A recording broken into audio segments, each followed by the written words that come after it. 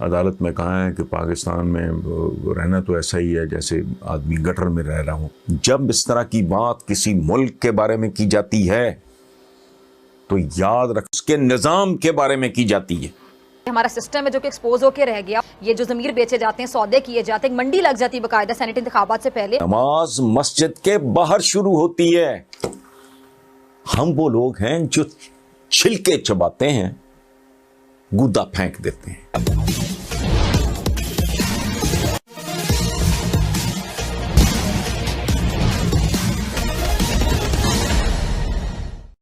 भारत से मुकाबला करने का दीवार स्वप्न देखने वाले पाकिस्तान की हालत दिन पर दिन इतनी बदतर होती जा रही है कि पाकिस्तान के ही सुप्रीम कोर्ट के एक जज ने पाकिस्तान की हालत की तुलना गटर के गंदे नाले से कर दिया है। इस कथन में बहुत हद तक सच्चाई भी है, जिस पर चर्चा इस वीडियो ब्लॉग के अंतिम भाग में करेंगे। उसके पहले आइए सुनते हैं पाकिस्तान के एक जाने माने राजनीतिक विश्लेषक हसन निसार की व्यथा क्या कहना है। कि प्राइम मिनिस्टर साहब ने ये जो फैसला किया कि एतमाद का वोट लिया जाएगा, और आप देख रहे हैं कि जो अपोजिशन वाले तनकीद कर रहे हैं वो कह रहे हैं जी आपकी हार है, डर गए हैं, प्रेशराइज हो गए हैं। 5000 इमरान खान भी मौजूदा पाकिस्तान में डिलीवर नहीं कर सकते। अदालत में कहा है कि पाकिस्तान में रहना तो ऐसा ही है जैसे आदमी गटर में रह रहा हो। जब इस तरह की बात किसी मुल्क के बारे में की जाती है तो याद रखना मेरे भाई, उसके निजाम के बारे में की जाती है। कल तक सरेआम सारी दुनिया, हम जैसे मुल्कों, पाकिस्तान शामिल उनमें, तीसरी दुनिया का क्या मतलब है? इससे बड़ी तो पर गाली कोई नहीं हो सकती।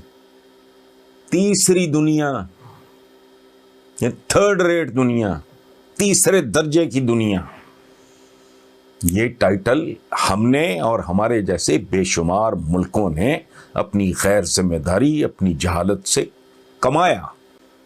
कभी याद रखना, कभी कोई इंसान जब किसी मुल्क के बारे में तबसरा करता है तो वो मुल्क के बारे में नहीं कर रहा होता, दरअसल वो निज़ाम के बारे में, अवाम के बारे में, हुकाम के बारे में कर रहा होता है। जब वो कहते हैं फलाना मुल्क एक दहशतगर्द मुल्क है, फलाना मुल्क एक जाहिल मुल्क है, फलाना मुल्क एक गैर तरक्की याफ्ता मुल्क है, फलाना मुल्क एक मकरूज मुल्क है, फलाना मुल्क एक भूखा नंगा मुल्क है, फलाना मुल्क उसके बच्चे भी जो भी पैदा नहीं हुए वो गिर भी पड़े हैं और गैरों के पास गिर भी पड़े हैं। तो भाई वो जो परवीन शाकर ने कहा था, बात तो सच है मगर बात है रुसवाई की। इसके अंदर जो दर्द छुपा है वो बहुत खौफनाक है। उस तक क्यों नहीं जाते आप? ये गुफ्तगू जो होती है ये सिंबॉलिक होती है, ये छिलके नहीं देखा करते, अंदर से गूदा देखो। देखो ये जो मतलब काजी फायजी साहब, मैं अपना तो मैं वजाहत क्या देनी, मैंने जितनी देनी थी मैं दे चुका हूँ। जब पाकिस्तान के बारे में अगर काजी साहब ने, जस्टिस साहब ने बात की है तो क्या आपका क्या ख्याल है? उन्होंने इसके पहाड़ों को गाली दी है, मैदानों को, खेतों को, खलिहानों को। ये गटर अगर कहा है तो समुद्र को कहा है। वैसे हमने तो उसको भी गटर बनाने से कंपनी काम रोका। लेकिन प्लीज बात को समझने की कोशिश करें। एक बंदा है जो बेदाग आदमी है, उस पर आपने दागदार, उन्होंने कहा कि ये दाग मेरे या मेरे खानदान पे जो लगा है वो कब्र तक जाएगा। मैं निकल, तो हमारा कल्चर है, आप भी जानते हो, मैं भी जानता हूं हमारे करतूत कैसे हैं।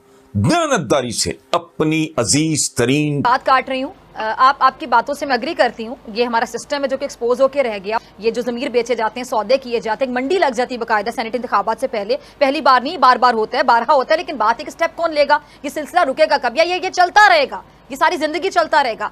शय की कसम खाएं और मुझे बताएं कि चंद महदूद मराआत याफ्ता तबकों के अलावा 24-25 करोड़ अवाम में से कितने लोग हैं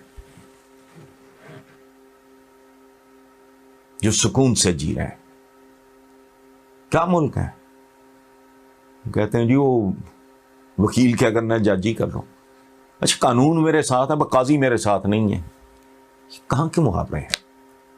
रिश्वत के बगैर आप, बच्चे का बर्थ सर्टिफिकेट टाइम पे नहीं मिलता, कोई बुजुर्ग मर जाए घर का, उसका डेथ सर्टिफिकेट नहीं मिलता, बेरोजगारी आम है, भूख नंग आम है, रिश्वत आम है, लूटमार आम है, टीटियां आम है, बैरून मुल्क लीडरों की जायदादें आम है। वो खुदाया,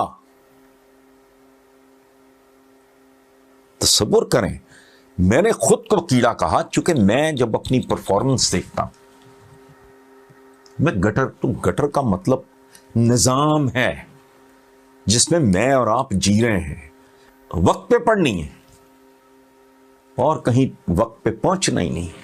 और नमाज जो सिखाती है उसमें मेरे भाई एक बुनियादी चीज पाबंदी औकात है। सफ़े सीधी रखने से क्या निकालना है आपने? एक सिंबॉलिक बात है, इसकी एक अलामती हैसियत है कि अपने मामलात भी सीधे रखो। गिट्टे गोडे जब हम धोते हैं ना वुज़ू के दरमियान, वो पाकीज़गी वो अगर आपकी आंख में नहीं है, दिल में नहीं है, मेरे अमल में नहीं है, तो वो क्या किया है मैंने? ये अल्लामा मशरकी का एक जुमला सुन लें आप। वो कहा करते थे कि नमाज मस्जिद के बाहर शुरू होती है। हम वो लोग हैं जो छिलके चबाते हैं, गुदा फेंक देते हैं, उन पे गौर नहीं करते। आप मुझे बताएं कि मेरी कोई बात आपको अगर मैं कम्युनिकेट कर पाया हूं आप, तो मुझे ज़रूर बताएं, खुशी होगी। बहुत कम लोगों को शायद पता होगा कि 1960 के दशक तक पाकिस्तान की जीडीपी भारत के जीडीपी से ज़्यादा थी। दूसरे शब्दों में कहा जाए तो पाकिस्तान की अर्थव्यवस्था में वृद्धि की रफ्तार भारत के अर्थव्यवस्था के वृद्धि की रफ्तार से ज़्यादा थी। लेकिन फिर जो वहाँ अव्यवस्था, फिरका परस्ती, आतंकवादियों को संरक्षण देने आदि का दौर चलना शुरू हुआ, तब से वहाँ की अर्थव्यवस्था में भी गिरावट का होना शुरू हुआ, जो आज तक जारी है। आज पाकिस्तान की स्थिति यह हो गई है कि अगर पाकिस्तान को कर्ज बाहर के देशों से न मिले तो देश का चलना ही बंद हो जाए, देश दिवालिया हो जाए। दूसरी तरफ भारत यूके को पीछे छोड़कर आज विश्व की 5वीं बड़ी अर्थव्यवस्था बन गया है। 2010 में भारत की अर्थव्यवस्था 9वें स्थान पर थी, जो 2019 में यानी 9 साल के अंतराल में ही 5वें स्थान पर आ गई है। परचेजिंग पावर पैरिटी के हिसाब से अगर देखा जाए तो भारत विश्व में अमेरिका और चीन के बाद तीसरी बड़ी अर्थव्यवस्था है, जबकि पाकिस्तान 24वें स्थान पर खड़ा है। स्वतंत्रता प्राप्ति के बाद भारत और पाकिस्तान की अर्थव्यवस्था मुख्य रूप से कृषि पर ही आधारित थी। भारत ने फिर सर्विस सेक्टर और मैन्युफैक्चरिंग सेक्टर में विकास का काम तेजी से किया। आज स्थिति यह है कि सर्विस सेक्टर भारत की अर्थव्यवस्था में 60% योगदान दे रहा है। भारत सरकार ने अब मैन्युफैक्चरिंग सेक्टर को भी विकास करने की एक बहुत महत्वाकांक्षी योजना पर काम करना शुरू कर दिया है, ताकि चीन से निकट भविष्य में बराबरी किया जा सके। इसके विपरीत पाकिस्तान में मैन्युफैक्चरिंग सेक्टर और सर्विस सेक्टर का तो बुरा हाल हो ही गया है, अब कृषि के क्षेत्र में भी पाकिस्तान का बुरा हाल है। इसका अंदाजा आप इसी बात से लगा सकते हैं कि भारत एक और जहां अनाज का निर्यात करने जा रहा है, जिसमें चीन को भी निर्यात किया है, दूसरी तरफ पाकिस्तान ने इस साल गेहूं का आयात किया है। ईज ऑफ डूइंग बिजनेस के हिसाब से जो यह देखता है कि किस देश में बिजनेस करना कितना आसान है, भारत 63वें स्थान पर है, जबकि पाकिस्तान 118वें स्थान पर है। यही बुरा हाल पाकिस्तान की न्यायिक व्यवस्था, भ्रष्टाचार में बढ़ोतरी, धार्मिक सहिष्णुता, शिक्षा आदि के क्षेत्र में भी है, जिस कारण पाकिस्तान की अर्थव्यवस्था गिर रही है। और अर्थव्यवस्था अगर गिरती है तो देश की बदहाली भी शुरू हो जाती है। इसी कारण पाकिस्तान की पूंछ आज विश्व मंच पर नहीं है और देश में फिरका परस्ती और अलगाववाद और चरमपंथियों का जोर बढ़ते जा रहा है। पाकिस्तान को चाहिए कि अपने देश पर ज़्यादा ध्यान दे, न कि भारत की मामलों में ताक झाँक करे। आज के लिए बस इतना ही। आप अगर हमसे जुड़ा रहना चाहते हैं तो कृपया मेरे चैनल को सब्सक्राइब करें तथा बेल आइकन भी दबा दें, ताकि नई वीडियो की जानकारी तुरंत आप तक पहुंच जाए। धन्यवाद। जय हिंद।